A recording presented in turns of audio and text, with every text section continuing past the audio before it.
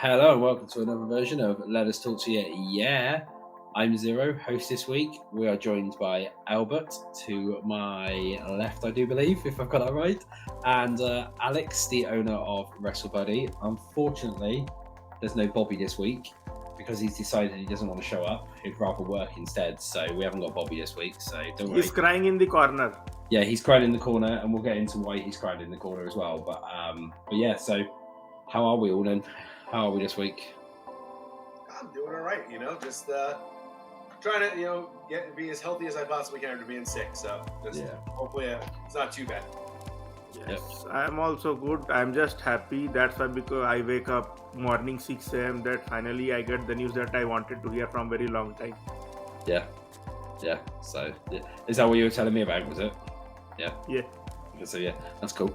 Well, we might as well go straight into it then. So obviously we were talking about Bobby crying in the corner, and the reason why Bobby's crying in the corner is because it's come down now that it seems that WWE Raw is officially going to be going to Warner Brothers Discovery. It looks like they're going to be signing them.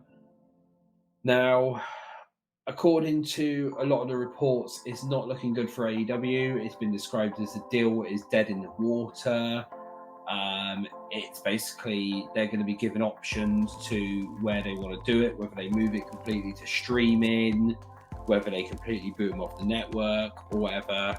Then, of course, what people have got to think about as well, which nobody knows yet, is whether whether WWE have, whether they instate in their exclusivity clause. Because if they instate that in, then they're not getting anywhere. They're not even going on streaming. They won't even make it to Max, and that AEW won't. So that'd be fun. But yeah, what do you guys obviously don't think about this news about it all? Then might as well start off with Albert then. So my thing is this: AEW, despite the fact that as of right now they are not at all my favorite company, provides a alternative in this space. So you never want to see a brand disappear. That's something you don't want to see, because that's putting people out of work. That's putting people that's taking food off of people's plates. So my immediate instinct there is I don't like the fact that this could be the possibility, but I think that AEW will be okay after this, and I think that there are channels that'll be interested in carrying AEW programming in the future as well. Yeah. But I think that this might all actually be a good thing for AEW in a way, because I think this might smarten Tony Khan up a little bit to understand that being a really nice guy sometimes just doesn't pay off. And there's reasons why Vince McMahon is vilified and looked at like a tyrant and like, a human being that just doesn't care. But it's sometimes you have to have a cold, callous nature in business. And if this is indeed true, and Warner Brothers Discovery is going to remove AEW from their roster and replace them with WWE after Tony Khan turned down a deal with CW for Ring of Honor programming out of loyalty to Warner Brothers Discovery. I think this is the wake-up call that Tony Khan needs in the wrestling space to understand that you can't be the nice guy because you're just going to be taken advantage of. Paul Heyman tried to be the nice guy at TNN before they turned into Spike.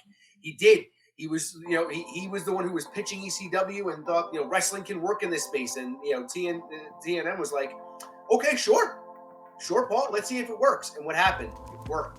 It worked well enough that they went, okay, let's go get the industry leader so that we can put them in the same space and they can make us double the money, because they're going to have double the eyes on our programming, meaning double the eyes on our ad revenue. Yeah. And I think ultimately that's the big takeaway. I think WWE is going to go where the money is, where their best deal is. They're not going to care about AEW, nor should they. That's not their prerogative. That's not their business. So good on them. Get the best deal you possibly can. Make the most money you possibly can for Raw, and just that's it. Where AEW lies is on them. So for all the AEW fans out there that are crying about WWE and being bullies and blah blah blah blah blah, grow up. It's business. Yeah, it is.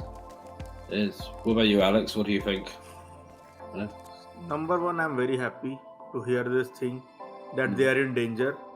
Like Albert said, I also don't want that the company just die.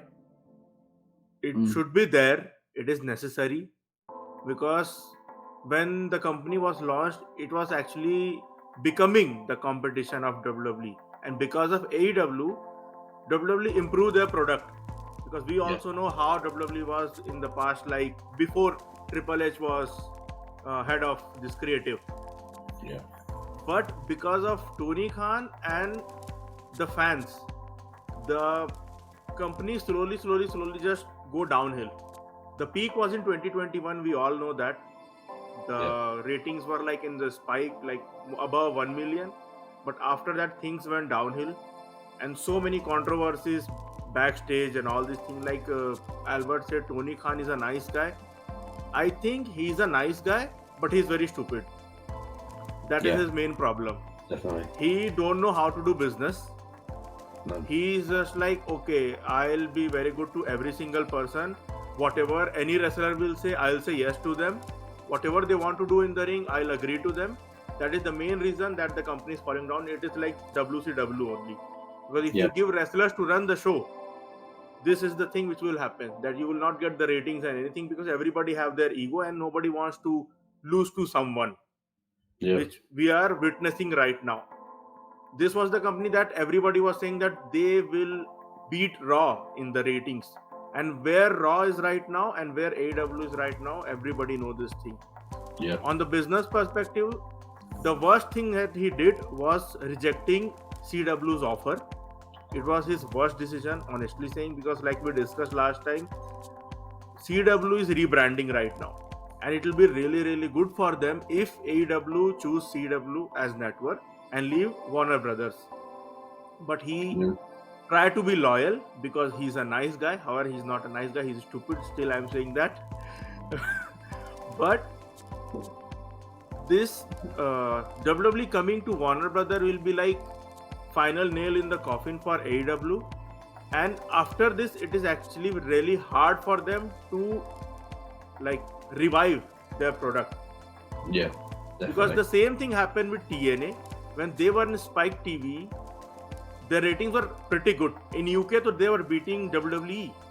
But when Spike TV didn't renew their contract, they completely lost their like path, and they were not able to get the network deal. And in the end, what happened to Impact Wrestling?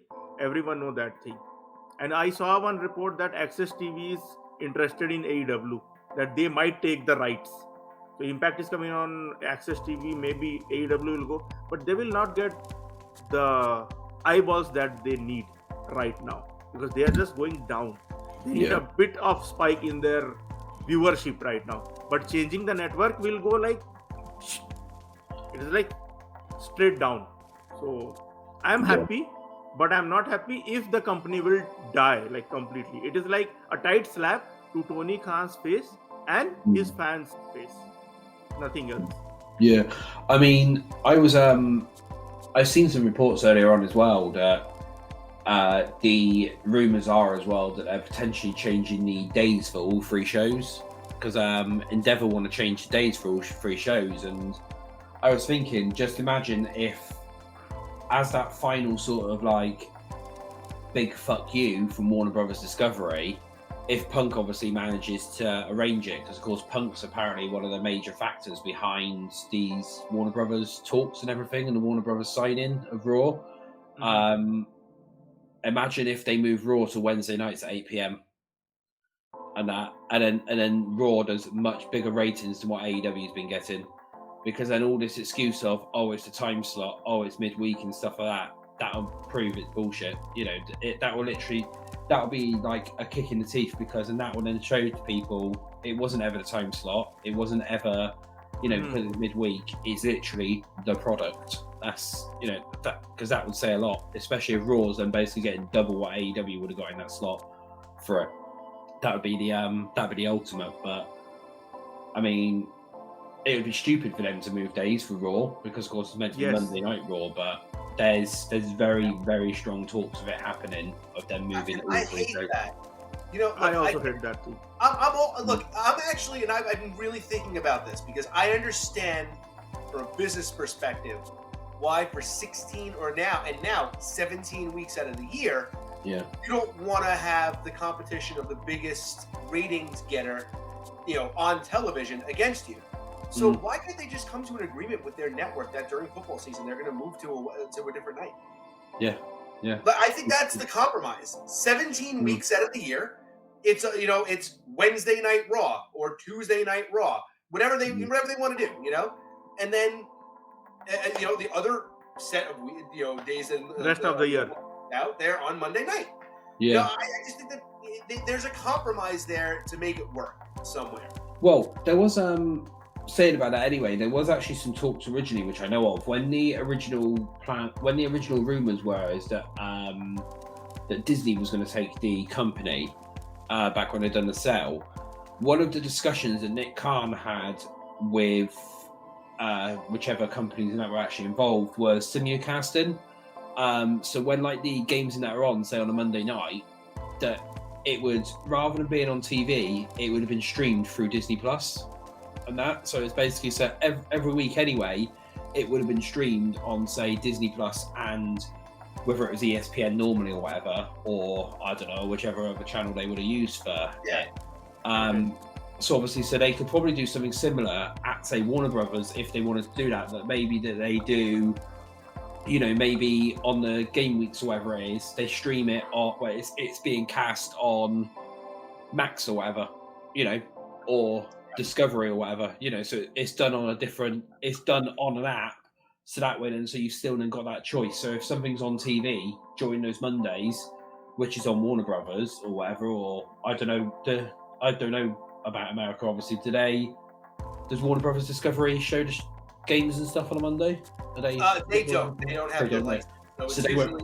It actually, like you said, it's Disney. It's usually on ESPN. Yeah. Oh, right. Okay. Yeah. So that probably then wouldn't be a problem then with them. But I mean, obviously, there was those talks of doing it that way. So worst case scenario is, they could simulcast it. So then, so you've got that option of it on Max and on TV at the same time. That then gets you in more subscribers as well.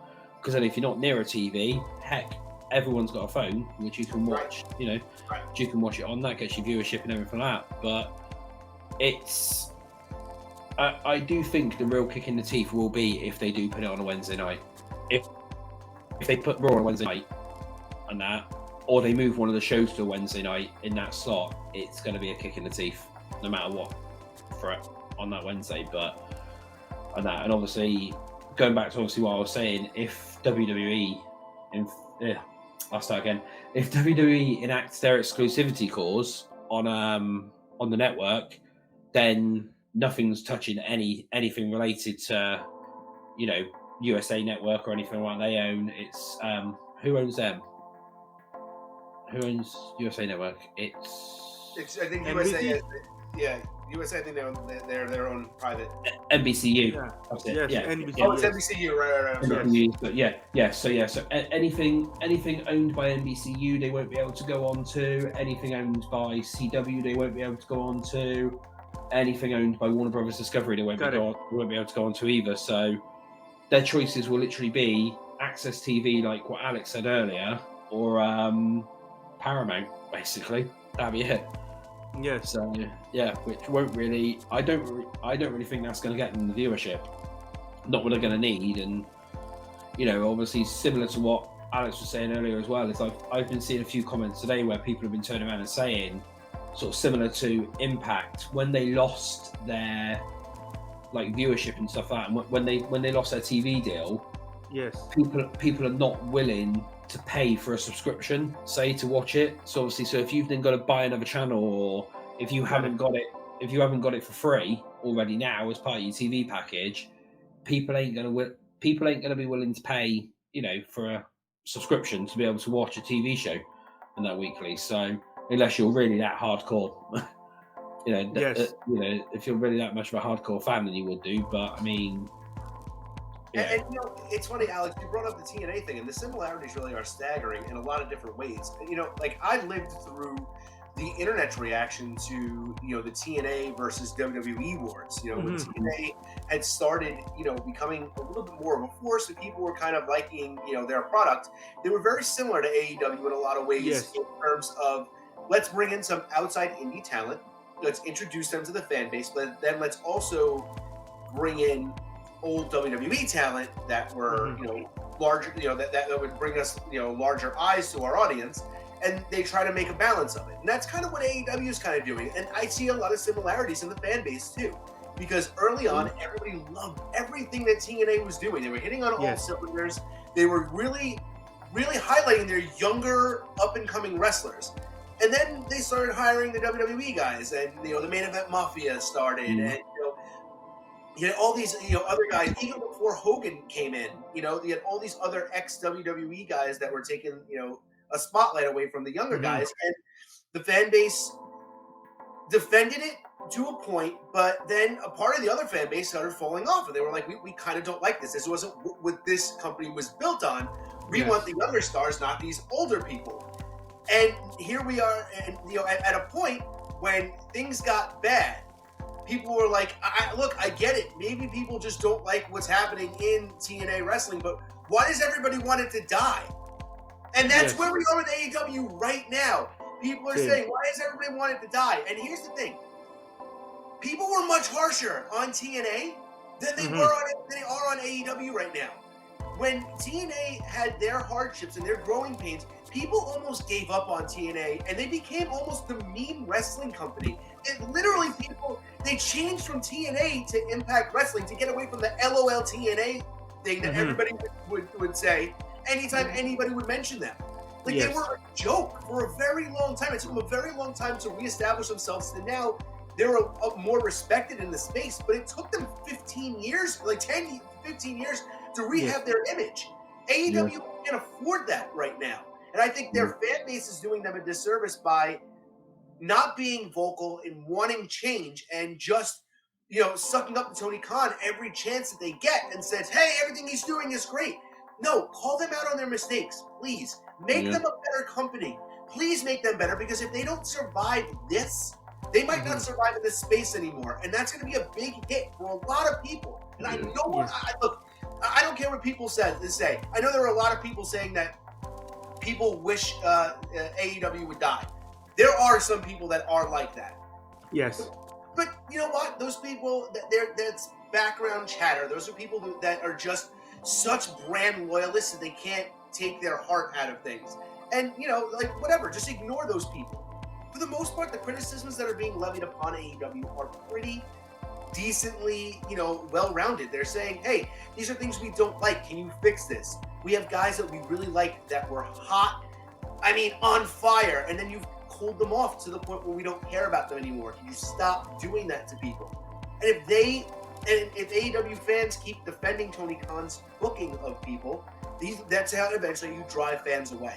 It's happened with TNA. I don't want to see it happen with AEW right now. Yes. And the major difference with TNA, I'll say, between TNA and AEW, TNA literally ruled for 8 years or something like that. They were in slowly, they started growing, but when they grow like shit. It was like that. And all the homegrown talents were getting a lot of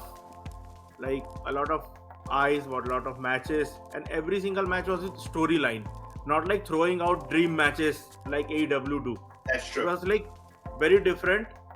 Whatever happened, even the WWE wrestlers, when they go there, everything was with storyline. Every single person was with storyline. It is not like that the Hogan returned to the company, out of nowhere he had a dream match.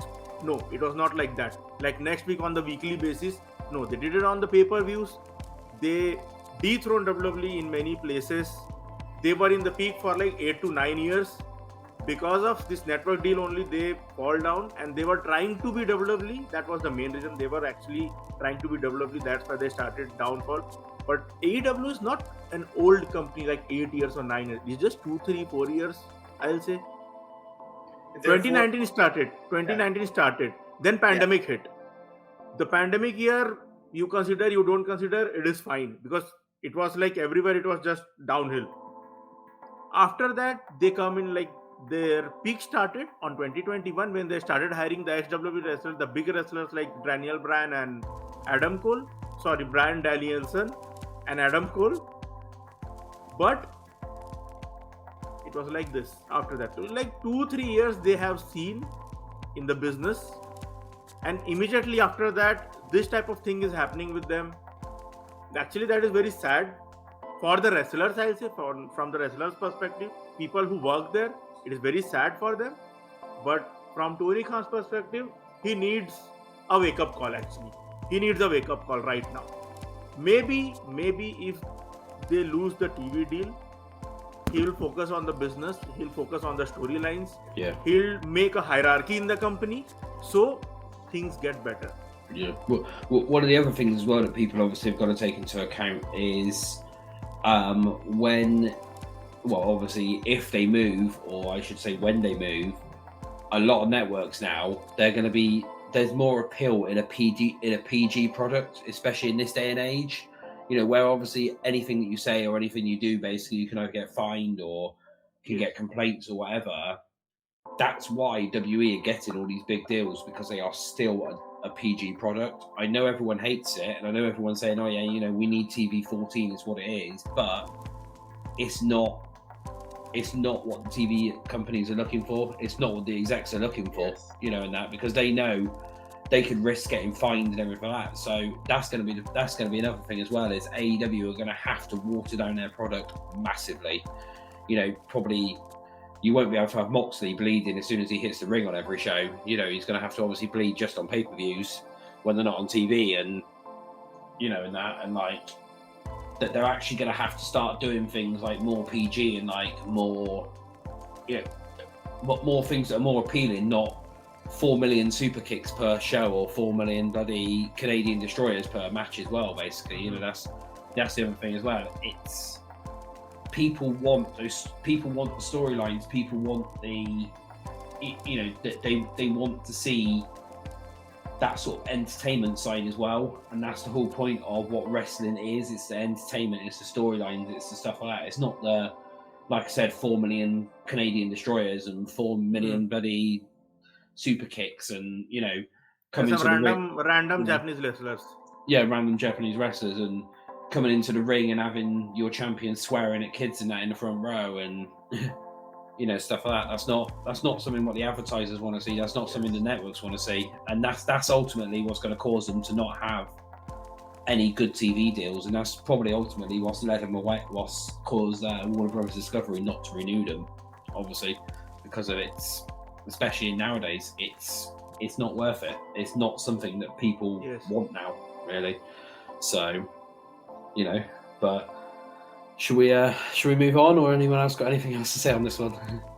Guys, we can move on. It is enough for Tony Khan today. Yeah, enough of that one. Well, and one of the other topics then that we said we were going to talk about was Ridge Holland. Now, yes, obviously there's two things coming out about this. Obviously, the reason why this is Ilja Dragunov got injured at the NXT tapings. Sorry, that is a bit of a spoiler if anyone hasn't seen the spoilers yet. Ilja Dragunov got injured at the NXT tapings. Now, the news is that it's a storyline. Now, in my eyes, this is a really bad taste of a storyline, having a wrestler who is known for injuring people and putting people on the shelf for like broken necks, that having him do a storyline where he's actively injuring wrestlers by dropping them on their necks, it's bad taste. And if it is a storyline, I'm sorry, but that cannot be defended in my eyes. It's, you know, it's bad. Like, what do you guys obviously think on that one? Because it's disgusting to me if that is storyline for it.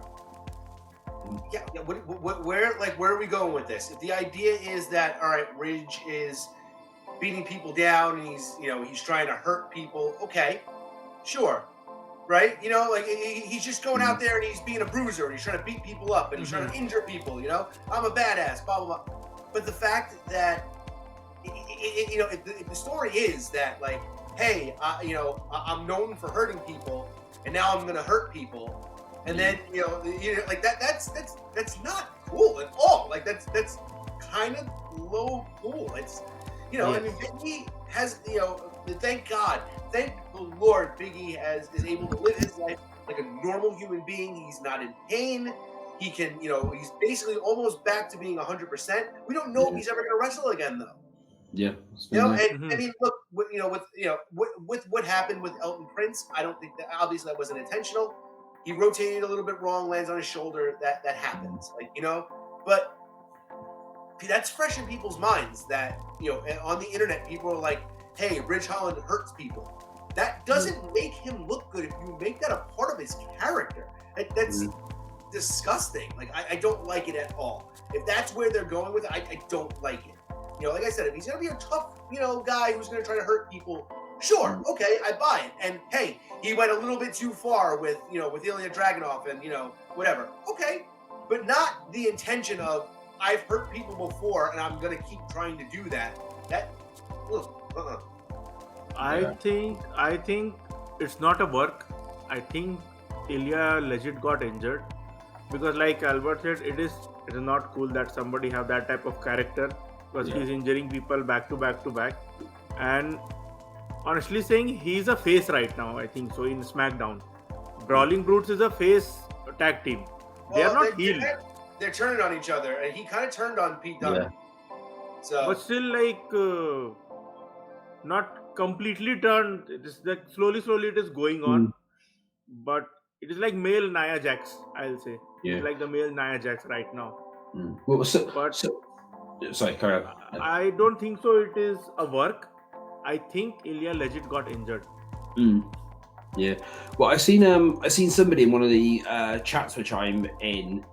I mean, they brought up a good point and a good sort of way which they can get round it really. But it's still wrong. Is Dataman said, could it be that they're going down the storyline of maybe Trick went and employed Ridge to injure Ilja because he doesn't want to face him? Was it Trick or Mello or whatever, whichever one? Mello, because Mello was the one who set up Trick. Yes. Yeah, Mello. Yeah, Mello. Yeah. Apparently, So one of them basically then hired Ridge to, knowing what Ridge's history is, to come down and injure Ilja, because then he doesn't want to face him because he's worried and stuff like that, and it's going to lead from a storyline from there. That's what somebody was saying, but I was like, I don't think they go down that route. I can't see them doing that, and if they are doing that and they're purposely playing into Ridge injuring people, it's disgusting. It's not right at all. No, not at all. Yeah. For it, like I said, there's a difference of saying, in NXT, before he was called up to the main roster, he was like this kayfabe ass kicker. That was his gimmick. His gimmick was, he was like this tough guy, rugby guy, and he was coming out there and he didn't care. He was take no prisoners. He returned actually from his injury on NXT when he teamed with Pete Dunne and Oney Lorcan. And his first night there, he destroyed people. So if that's what they're going with, hey, when he was down here, he was like this, juggernaut. Great. If they're literally going to bring up the fact that he's hurt people in the past, that is the most poor taste I've ever seen. Yeah, would be yeah. So, I mean, I'm hoping, I'm personally hoping that it is kind of like a storyline, but they're not going to go down that route. That maybe it is a storyline injury and it isn't actually legit injured, because that would suck for him to have to drop that title already. I know. Through injury as well, and that would literally, because if that is a neck injury, that could potentially be a year, maybe longer. Yeah. If that is a legit injury, I mean, I'm just hoping and praying that it is a storyline and that they actually, after seeing now the fan outcry from it all, is that they end that storyline pretty quickly of Ridge injuring people. But yeah, whilst we're on the subject of NXT and that as well, we might as well go into CM Punk. Now, obviously, Punk's been backstage at NXT quite a lot recently. He's also been at the Performance Center. Loads of pictures of him being there, including with Cora Jade. Nikita Lyons today posted something there. Now, the rumours coming out of it is, I can't remember who posted it. I think it may have been PW Insider or that House of Wrestling. Is that the company are looking to have Punk take over from Shawn Michaels in NXT to actually have him sort of run NXT. So sort of like what Collision was obviously built up for, where Punk would write the storylines. You know, Punk would obviously like be behind a lot of it. That's what the latest report is that that's the reason why Punk is hanging around NXT a lot, is because he's like, they're getting ready to transition Punk into that role after he's wrestled and everything. You know, after obviously he's like fully retired and stuff, that he'll go in and he will run NXT for either as general manager or, you know, in Shawn Michaels' position, really. Okay. I could see. I don't know actually, because I mean, I never used to watch Collision, so I don't know what a CM Punk looking show would be like. You know, one which Punk would actually have. It was pretty good. It was pretty good. I have watched it. Yes. I very much enjoyed the those Punk shows, the early Collision. Yeah. Early Collision. So you know, I do a show every Sunday with another WrestleBuddy contributor, Jimmy, and Jimmy and I have said for weeks during the initial run of Collision that those shows were excellent. They were very story driven. The same guys and girls were pretty much on the show every week. Everybody had like their thread throughout. They had their storylines. They had the people they were feuding with. It was pretty concise. It was really good television. Yeah. Well, I mean, then obviously if that's going to be the case, then it sounds like it's going to be really good, and you know, sort of like good shows it could be. But I mean, it's for me, it could be the right thing. It's just obviously I don't know what a CM Punk show would be like. Obviously, if he's got like full creative control over a show and, you know, he's writing it and stuff like that. I mean, none of his friends are going to be there, and that it's obviously going to be the upcoming stars. So I don't think we're going to have any apparent incidents backstage where he's going to start threatening people and that. But you know, where I have control on that. But it could be an all right thing. And it seems like everyone at NXT sort of likes him and that it would. I mean, I don't know where that would leave Shawn Michaels if he's obviously not going to be running it anymore, unless obviously, like I said, unless they put Punk as the on-screen authority figure. Yeah. And that, and or maybe Shawn, stays on and slowly transitions that out of that role, and when he's ready to retire and walk away. Yeah. I mean, Shawn might even go and help Triple H run the main roster. Yeah, absolutely. Yes. Definitely. After doing that, maybe that's his next step. There's definitely a chance.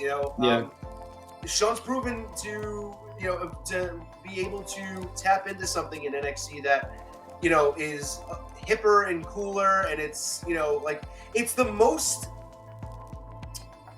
current WWE product out of all three. They're very in tune with a lot of what's going on in culture right now, which Raw and SmackDown aren't, and that was a big selling point during the Attitude Era. That they had this, they were very in tune with what was popular in pop culture at the time, and they played off of it. And it's a bit edgy content is there. Yeah, and NXT seems to be at the forefront of that right now. So if Shawn Michaels can figure out how to work a little bit more of that magic onto the main roster, I think that puts WWE in an even better position. That would do, yeah. But no, obviously, so that is that's some pretty big news there for CM Punk wise. Obviously, the other big news CM Punk wise is, for the meantime, he's signed with Raw, and obviously he's going to be, he said that he's going to be winning the Rumble and facing Seth Rollins at WrestleMania. We all know that's coming. We all know that's going to be the match. He ain't going to have re-signed with the company without being promised a main event at WrestleMania. So absolutely, he's definitely getting Seth at Mania, no matter what people say. So I know it's upset a lot of people since then, because I've seen a lot of the comments, because they're like, oh, this means then Cody's not going to be, this means that Cody's not going to be winning the Rumble. But why would they have Cody win the Rumble 2 years back to back? That's the thing. Cody's going to win Elimination Chamber contenders match in Australia. He's not going to win the Rumble, that is for sure. Yeah. I mean, I think that makes sense to me. I think that there's an eventual workaround. Even let's just say Cody doesn't even win an Elimination Chamber. If Punk picks Rollins, that means that championship is open, and all Cody has to do is just say, "Hey, you know what? I helped Nick Aldis. I helped you out. Help me out." Yes. And that simple as that. There's something, and or they'll think there's something else. They'll figure it out. It's not impossible. They can get to it. Cody could be traded to SmackDown next month. You know, you don't know. So. Yeah, I mean, it makes sense there. I mean, honestly, what do you think about it, Alex, or whatever? I'm not like anything really. I think Punk winning Rumble is his destiny, I'll say, because that is the time when he walked out 10 years ago. Yeah. After Rumble only he walked out. He came back in the Rumble, he wins the Rumble, he main evented WrestleMania, and he dethroned Seth Rollins. I think he is winning the title. Yeah. Maybe not for long period of time, but at least for few months, he is going to hold the World Heavyweight title. I think so. It will be the last title run for Punk. Yeah. I mean, obviously, going back to what we were previously talking about is obviously for the minute he signed to Raw, he could only literally be on Raw for a year, say, before he then transitions into that manager role at NXT that's been rumored, and that he literally might just be there just to have a year's run on main roster. Get their money out of him and stuff. Get the money's worth and that they paid for him, and do all that, and then he then goes and joins NXT and works his magic down there. That's the thing there, or he could potentially still do Raw and still run NXT. There is that possibility there, isn't there? So, it's not like he's massively old that he can't do much, but. Right, and that's the thing. Look, I think if you watch anything from Punk in AEW, I think we saw that Punk still definitely has. It's not like he's terrible. He still definitely has some left in the tank. It's not like he's completely gassed or he's washed or whatever. He still can definitely still go, and he can go at a pretty high level. So I think that WWE, using him the right way. Not putting him out there every week, not putting too many more ticks on his bump card right now. The WWE's live event schedule isn't humongous. I know he's going to have a couple of matches. I think they announced with Dom. On live events, which I think is great. It'll tune him back up, get into the WWE style and everything like that. I hope that we don't see Punk wrestle until the Royal Rumble. Yeah, I hope his first match back. And I hope he comes back, and if that's the plan, he wins the Rumble, and then we see him once or have maybe a handful of matches, 3 or 4, leading up to WrestleMania. Doesn't have to be anything crazy. Hide him in a lot of tags. Let him come in and do the big spots and tags. Not too many bumps, and then when he has to have those big matches that are going to take the big toll on his body, he does it on pay-per-view or on a PLE. Yeah. Well, somebody brought this up actually as a good point. The other week was, say, like after Elimination Chamber, obviously leading into Mania, there's normally another pay-per-view in between there, isn't there? It's normally either a Saudi or nothing is there. Oh, nothing's there. Well, it could just be on TV, but somebody suggested that between Elimination Chamber, actually there might be, because Elimination Chamber is February this year, isn't it? Yeah, it is. So I have something in March, I expect. What somebody suggested was. Imagine then if they done, going along the lines of like what Albert said about like the tag match, is if they done say maybe Punk and Cody versus Roman and Seth in a tag match, stuff like that. So it's then contenders versus champions in a tag match leading into Mania. That could be a moment, couldn't it? And that would be a big match. And then of course that breaks down. All 4 guys start beating the crap out of each other. I mean, that could be a fun thing to watch. Something kind of a thing. Yeah, because then they can then do it, and will that whole will they won't they be able to coexist and stuff, especially Roman and Seth, that bit there. And that that was that when I seen that suggested, I was like, get you booking. You need to go on creative, get on there. But and this thing actually reminds me, Xero, when Taker and Batista versus Cena and Michaels happened. Yeah. Can they coexisting? And it was like one of the biggest highlights of that time. And like you were saying, Punk will not be there full time, definitely, because he's getting old. And I think he can be like Undertaker, like when he used to be in WrestleMania time, like once in a year or twice in a year he wrestles. But when he wrestles, it was like a 5-star match. Yeah. I'm not saying that Punk will give a 5-star match, but it can be like 4 to 4.5 star matches. Yeah. Because he has, like, he still has got it. We have seen with MJF versus CM Punk rivalry. That was the best thing that he did in AEW. And I think he'll be there in the main roster for 2 years. I think he's going to face Roman also. Probably. Maybe next year Mania or SummerSlam or Survivor Series, anything is possible. And the thing that you bring it up about the reports of Punk joining NXT, it is the best thing for NXT also, because if Punk will be the authority figure in NXT, definitely they are going to get the ratings. Yeah. They can touch 1 million. Yeah. They can touch 1 million. Yeah. Especially if they advertise Punk to show up on the show. I mean, technically, even knowing that Punk is signed to Raw, when have they ever fully stuck to the brand split? You know, when have they ever done that? You know, Punk could end up on all 3 shows. He did up for WrestleMania or whatever. Cody was on SmackDown this past week. Punk was on NXT, the NXT pay-per-view. Yes. They don't, they're not very strict, to it. And, I know that that's one of the things Triple H said he was going to do. And he immediately was just like, eh. But you know what? It's not so egregious. Like, most of the time, it's just like a promo or something like that. So I don't really care. It's not like they're just free-falling and jumping back and forth. We didn't get trades. Like they've done stuck to it a little bit better than usual, but yeah. Because I mean, obviously, as well, saying like after Punk does win the Rumble, they could have him show up on NXT teasing that he's gonna face the NXT champion. Sure. And that that would that could work, couldn't it? And that would get people doing it. Yeah, that would get the viewing figures up, and that would get people talking, especially about NXT. Like, oh, is Punk gonna show up on NXT really to challenge for that title? So. And imagine the feud with whoever that could be, even if it's just like a little teasing thing. Say like it's Mello or I don't know, Ilja or whatever. And Dragunov is, I mean, that might be, the reality right now, right? I mean, Punk and Ilja in the same ring would pique a lot of people's interest. Yeah, that would be, right, but yeah, we've already mentioned him, but we might as well move on then. So, obviously, this Friday, the Tribal Chief returns to WWE. Now, this Friday is a double taping, so I think the reason why they've got him this week is they can get 2 weeks out of him, can't they, whilst he's there. They get 2 weeks out of him whilst he's in the building, get him there before he disappears again. Yeah, as a Christmas gift for everybody. Yes. Obviously, and he's got a lot of problems to sort out when he comes back again as well. The whole Jimmy thing, Jay thing, Heyman again, probably Cody, probably AJ. He's got Randy. Right? Randy, definitely Randy for on there. Maybe Punk too. And Punk taking shot last week. So definitely. Yeah, there's definitely going to be something going on there. But it's going to be good to see Roman back. He's, I mean, it's only been a couple of weeks, but it'd be good to see him back. And that's then probably him going to be done as well till Rumble.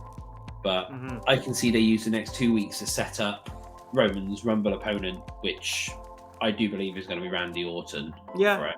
Yeah. No, it's blatantly going to be Randy. And then they're probably then going to say Styles for after that. Maybe Styles faces him at Chamber or Styles faces him at, I don't know, someone else down the line. So, but I mean, it's going to be good, Matt. What do you guys obviously think about then? Obviously, the Roman coming back, and you got anything obviously on Roman that you want to bring up or whatever whilst on that subject?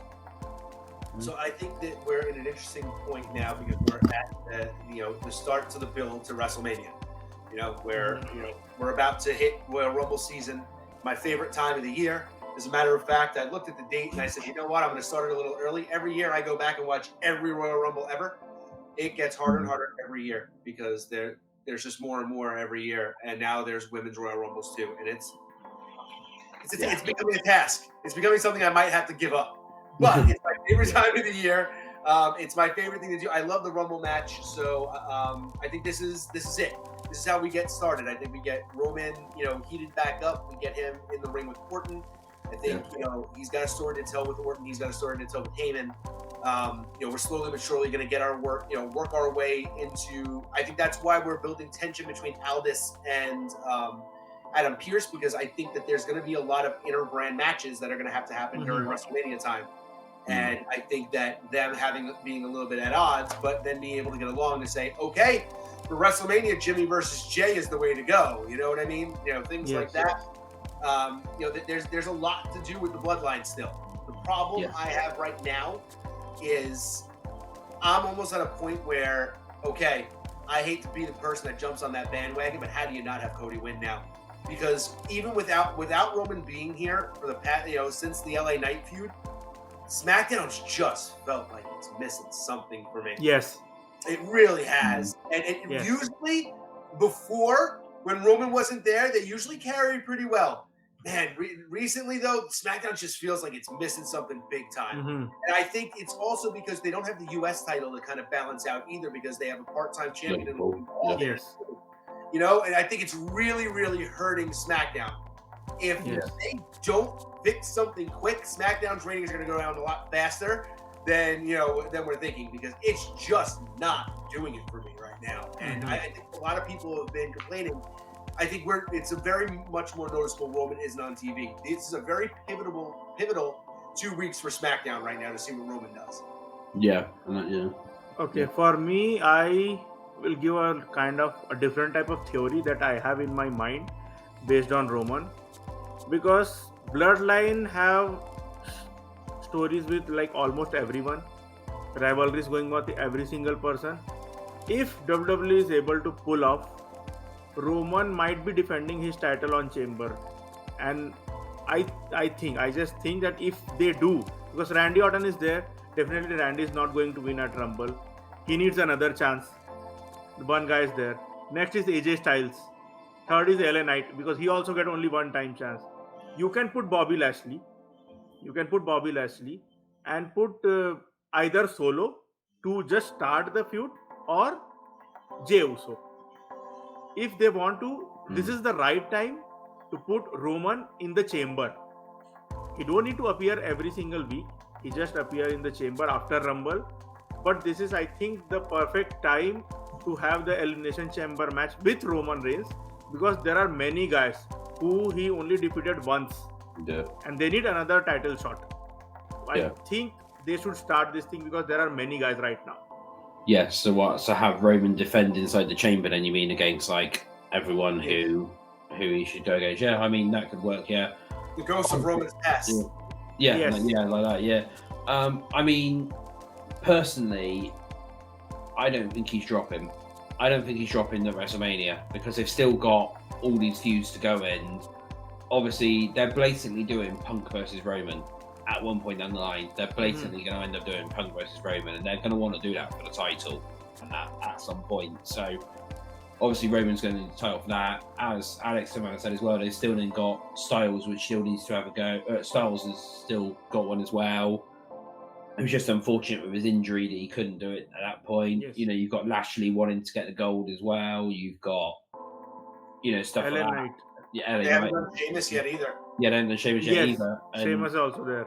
And obviously, I brought this up with somebody the other day, because they were like, "Oh yeah, but it's the perfect time to like do Cody and stuff like that now and put the belt on him," and that. And it's kind of a yes and no, because I mean, at the end of the day, yes, if they put that belt on Cody, they do it that way. But then they're going to sort of be in the same situation again. Is do they then have him have a long run to try and please the fans, and then everybody else gets overlooked again, or are they going to end up hot potato in that title, because they've got the likes of LA Knight, who deserves the belt, they've got the likes of Lashley, who deserves the belt, Styles needs it, Styles, they've got Randy and stuff like that, they've got all these champions.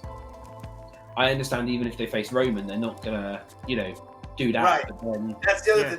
That's the thing. I think no matter what, they're faced with that problem, right? Yeah. Because if Roman retains, then Roman's got to retain until whatever the crowning moment is. Yes. And if we're waiting all the way until WrestleMania 41 for that is a long time to hijack that championship. Like you said, Xero. There's a lot of guys out there that deserve to be world champions. Yes. So you can't devalue the World Heavyweight Championship by having LA Knight go to Raw and take that belt off of Punk in 2 months or something like that, And then LA Knight, holds it, and then he gets screwed because, hey, you know what? We had to turn AJ Styles heel and put the world title on him because we kind of promised him that he should have a run with it. And then that title just gets hot potato. And so it's either way. I think the right thing to do right now is it's either you put the title on Cody holds it until he has to face Roman again, maybe at SummerSlam. Yes. And then Roman beats Cody and takes the belt off of him. And then Roman, then the whole thing is, oh my God, I'm going to hold this title for 3 more years, and then I'm going to retire. Yeah. And that's that could be his gimmick the whole time. I'm holding this belt for 3 more years and I'm going to retire. Then he beat Lashley. He beat Sheamus. He has a match against Styles. He works his way down, and then Cody maybe wins it back from him at WrestleMania, or somebody else takes it off of him. He threatens, obviously, to hold it for that long. He doesn't really, but the whole goal is, he's got it back. He can hold it hostage again. Yes. Because he's Roman Reigns. He's that good. You know? Yeah. So there are ways that they can have Cody win and still get Roman, winning that title back, or Roman can go to Raw and say, "Hey, I want to take that belt off of CM Punk. That title I never held." You know what I mean? Yes. There's a lot of ways they can work around it. Yeah, there is, because I mean, like I said, it's obviously I completely agree with you there. It's obviously just the whole thing of is it's going to be.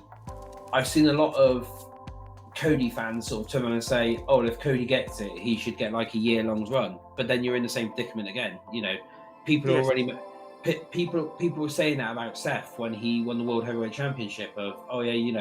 Seth deserves to have a long title run because he deserves it. He's having this long title run. Everyone moans weekly, about it. So just in 3 months, people are tired to see Seth as champion. Yeah.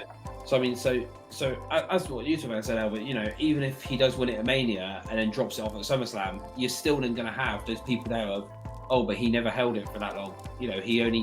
Cody literally only held it for 2 months, or only defended 2-3 months. No, only defended it twice or whatever, or That's what's exactly what happened to Kofi Kingston, right? That's how long I think he held it a little bit longer because he lost on SmackDown. Biggie was also same case. Yeah, it happens. So but the thing about Cody is that you can go back to Cody.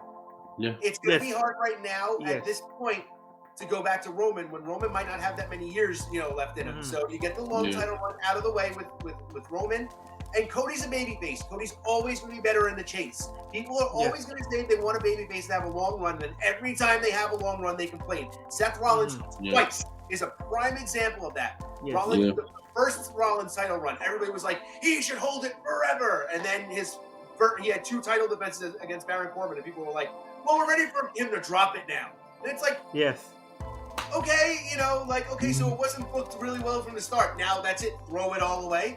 That's wrestling fan for you. So I think you appease them the right way. You take the belt off of Cody at SummerSlam, and he goes back into chase mode again. Yeah. Okay, we are talking about world title. We are forgetting Damian Priest.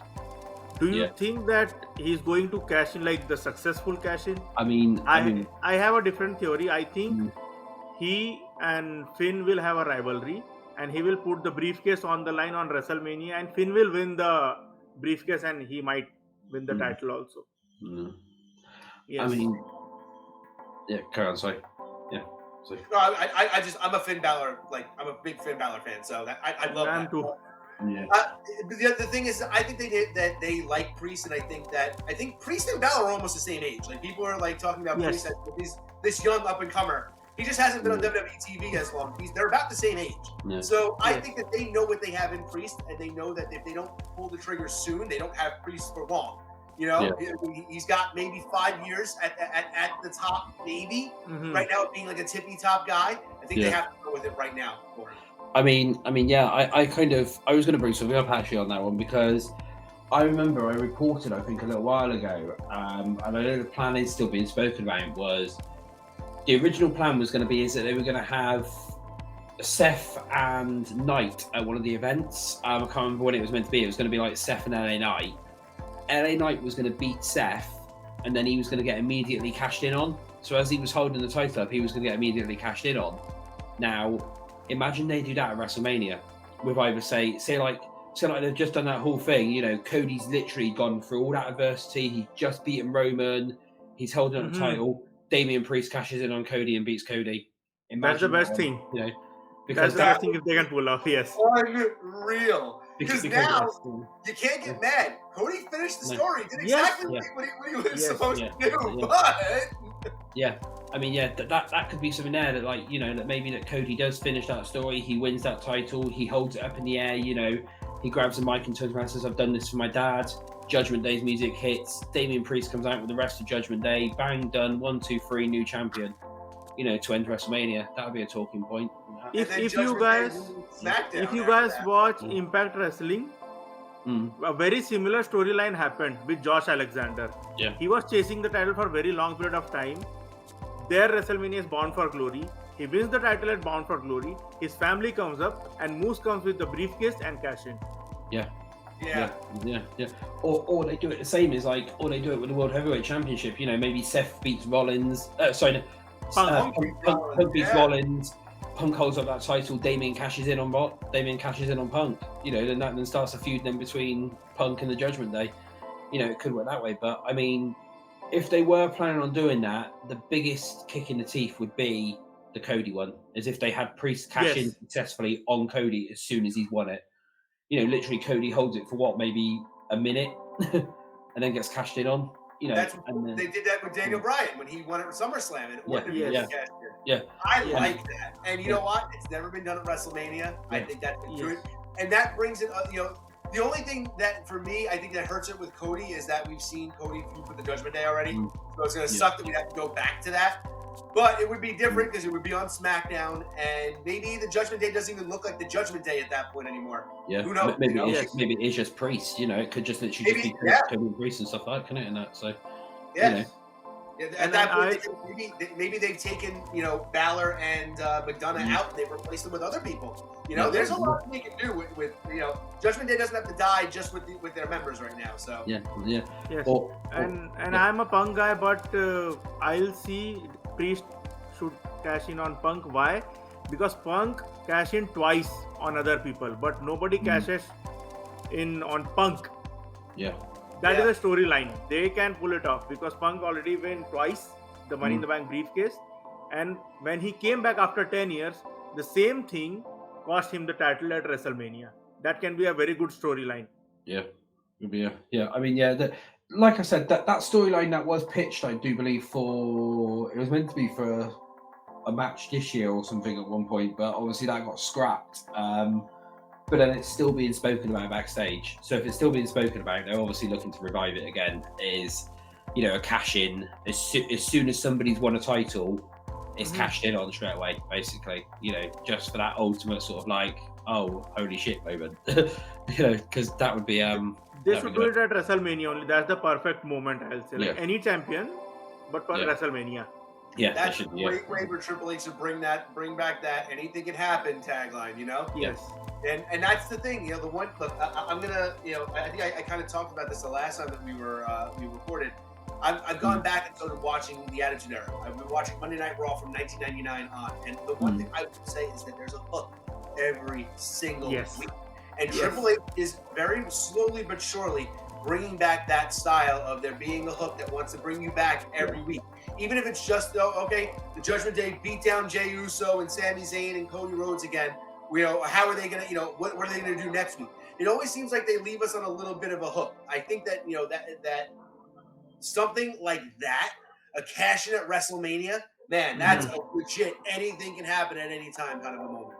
That could work pretty well. Is if Triple H pulls that off, then that could work perfectly well. And like we said, if it is on Cody, for example, they played that whole he's won the belt, he's finally finished his story, bang, done, he's lost it within minutes. It's that would be that'd be the ultimate. I mean, you're gonna have then all the Cody fans crying online, but it's to how it's not fair and everything like that, and like how Triple H has ruined Cody and how he's buried and stuff like that, because that would be coming. But definitely.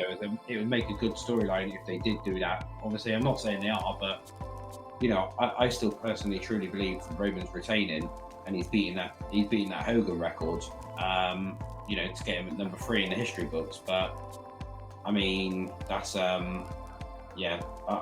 think it is the time that Roman should drop the title. It is enough. At the moment, it is enough. He needs to drop the title. He needs to win it back like SummerSlam or maybe next year, something like that. But now he needs to drop the title. Either it is Cody or LA Knight or CM Punk, whoever it is, but he needs to drop the title at Mania. If he wins again, it is like no, it is not a good thing actually. 2 months ago, I would have disagreed with you, but now I'm kind of swayed that way. I really think, and you know what? Look, they can change my mind again too. If Roman comes out next 2 weeks and knocks it out of the park on SmackDown, and they rebuild that, because the thing is that the Bloodline angle is basically stopped. That's the thing. It's that the Bloodline angle there barely is a Bloodline angle right now. It's like, okay, so it's LA Knight and Randy Orton are kind of, teaming up to take on Jay and Solo. It's like no one cares. They've gotten to the point where we don't care anymore, and they've never gotten me to that point. And I think it's got to be the time now. The spiciness of the story has been gone. Yeah. I mean, the only other thing that they can do is obviously like the time it's going to heat back up again is when Jay gets traded back and they do Jimmy versus Jay. That's when it'll heat up again. Maybe like, I don't know, maybe they put something in like a stipulation of if Jay loses, he has to rejoin the Bloodline, or if Jimmy loses, he has to leave the Bloodline. Some of that, or I don't know. It could definitely be some sort of stipulation will be there. Some sort of stipulation. It is like 100% will be there. That's happening. But anyway, well, that's everything covered for this week. Is there anything else that you guys can think of to cover, or anything like that? Really? No. For it? No. Well, thank you guys anyway for tuning in again this week. Let's just do the plugs quickly then. So, Albert, do you want to tell people where people can find you and everything, and do some Sure. plugs? The start of the new year, I think January 7th. Look out. We actually just did our series finale on the Positively Awesome Wrestling podcast. Myself, Tidy, and Jimmy were joined this week by David. We gave our end of year awards this past week. That's going to be our last episode this year. We're going to start again next year, but you can always catch me on the Slam sessions every Saturday or Sunday. There's a new video posted on there, so give me a like over there on YouTube. That's cool. And Alex, we know what you're probably going to say, but No. This time it is a bit different. This time, Tony Khan will not come in your home because he's crying in the corner with Bobby. Yeah. Is he comforting Bobby? Yeah, he probably is. Yes, probably. That's why Bobby is not here. So if you subscribe, Tony Khan will not come in your home. If you not subscribe, Tony Khan will come in your home with Bobby, and you know what he will do? He will fuck your ass. Oh, God. Worst part when you said with Bobby as well. That's something hard to think about. That one is. So but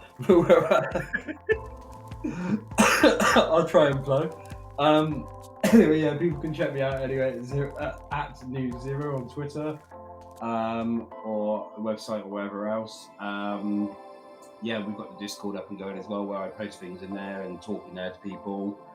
Anything I've got coming up soon is our end of year rewards at Xero News. There's some quite interesting things, like the biggest dirt sheet fell, and there's one of the answers is just simply just Dave Meltzer. That's literally one of the ones that people can just vote on. Is you've got other ones where it's like loads of fells and stuff like that, and then literally just Dave Meltzer. So that's I think that one's probably just going to win to be fair for that one, but I haven't checked the results yet.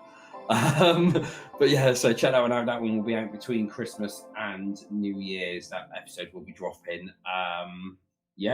Well, thank you for tuning in again to Let Us Talk to You, for this week. I don't know when this episode is going to be up or anything like that. That's up to Alex. Tomorrow. Oh, okay, so that'll be Friday/Saturday, really, for that one then. Did we say... I don't know whether we're going to be doing an episode next week. I don't know what's happening, because of the Christmas thing. We were talking about this beforehand, me and Alex were. This could be us done now before Christmas and New Year's. If it is, everyone have a good Christmas and a good New Year's out there. Merry Christmas. Yep, Merry Christmas, Happy New Year's, everything like that in advance. If we do see you before Christmas, we'll probably say it again. But if we don't, then Happy Christmas, have a good New Year. This is Xero signing out.